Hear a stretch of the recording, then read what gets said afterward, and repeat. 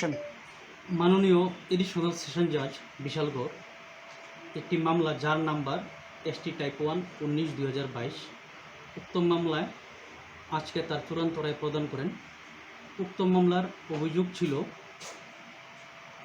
একজন ভিকটিম গত 5/5/2022 ইংরেজি তারিখ টাকারজলা PS একটি লিখিত অভিযোগ করেন যে ওনার ছেলে নাম অজয়দেব বর্মা গত 2/5/2022 ইংরেজি তারিখে তার মাকে ধর্ষণ করেন। তারপরে উক্ত মামলা টাকারজলা PS লিপিবদ্ধ হয়।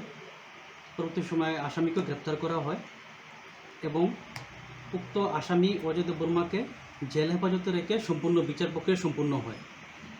বিচার প্রক্রিয়া চলাকালীন মাননীয় আদালতে 20 জন সাক্ষ্যবাক্য গ্রহণ করেন এবং আজকে মাননীয় আদালত ভারতীয় দণ্ডবিধির 376(2)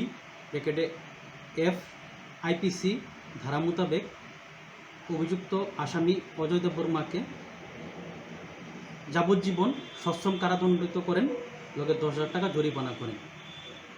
উক্ত মামলা তদন্তকারী অফিসার ছিলেন SI দিলুর জামাতিয়া এবং SI জেকব ত্রিপুরা। উক্ত মামলা ভিকটিম উনি হলেন আসামির মা।